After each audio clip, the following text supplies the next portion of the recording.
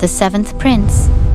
In the Lei dynasty, the northern highlands of Laokai were a brutal, complicated frontier. The local tribes were fierce. They had no reason to trust a soft, polished Mandarin. To them, he was just another puppet. He realized that imperial controls would not win over the locals. To lead these men, he had to become one of them. So, the flawless general sat by their campfires. He gambled with them. He shared their pipes. But in one ambush, the general's forces were surrounded. He was captured alive by the enemy commanders. They expected him to beg for his life. He didn't. They tortured and executed him, throwing his body into the Red River. But the river let his body wash ashore, exactly at Baoha, the very land he had sworn to protect. The fifth great Mandarin. He was a flawless general, earning high titles for his unyielding protection. He fell deeply in love with a young woman. The fact that she tried to escape from her own tragic reality. She was the unhappy concubine of a local magistrate. He was entirely blind to her background. Later, the county magistrate discovered the affair. He accused him of seducing a married woman. The concubine turned her back on her lover. She didn't speak a word. He was exiled to the cold, distant mountains. In ancient times, one way to prove yourself innocent and virtuous was death. But the spirit does not simply vanish. He returns to his beloved homeland as a pair of pristine, glowing white snakes. An elderly couple discovered his avatar. They nurtured the snakes as if they were their own children. But the local officials ordered the old parents to kill their own kids. They carried the snakes to the banks of the Train River to release them. The moment the white snakes touched the water, the river tore open. Years later, when King Anzongvong sailed against the invading armies, the river refused to let them pass. Desperate, the king summoned the village elders. They told him the tragic truth of the exiled general. The king immediately ordered an altar built on the riverbank. After coming back, the king cleared the general's accusation, granting him a title. Actually, this is a myth which was built by ancient beliefs. The great hero had passed down a much darker, more human tragedy. According to history, he was known as the first general of Vietnam. The eighth prince. The figure is tied to the life of a Nong leader.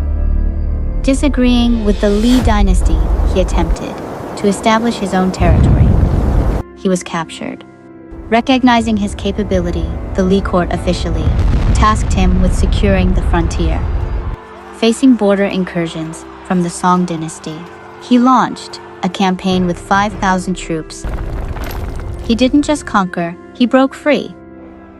The locals eagerly joined his ranks. In just a matter of weeks, his forces swept through 9 provinces. He declared the independent empire and crowned himself emperor. But the Song emperor sent their most famous general, Di Qing.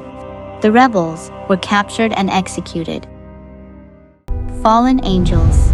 I heard about this term before, now I know it's rooted in biblical lore. Angels do not simply slip from grace.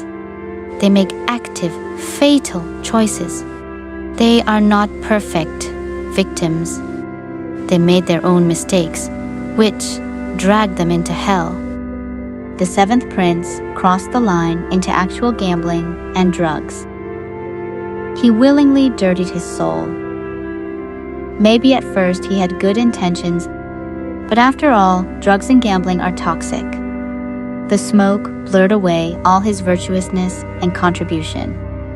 People nowadays look at him as a bad boy. They even associated him with prostitutes and drug dealers.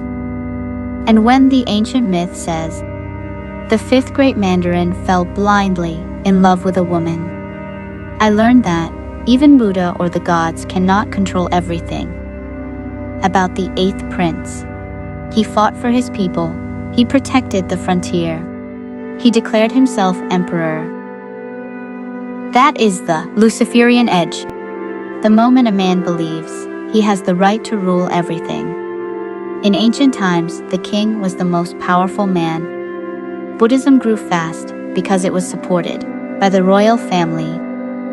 Jesus was executed by Roman crucifixion. Throughout history, humans are still the center of this universe. Humans hold power, right? The illusion. Chased connection, found vice. Chased love, found betrayal. Chased power, found deaths. Connection, love, power. They reached for something that felt like the true answer, true destination, and each of them discovered the same brutal truth.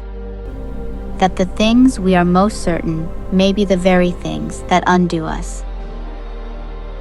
A sweet dream may come true, but also disappointment. Sometimes we believe we are different, we are quite special in some ways. Then the results were terrible. We knew it would be bad, but it was even worse.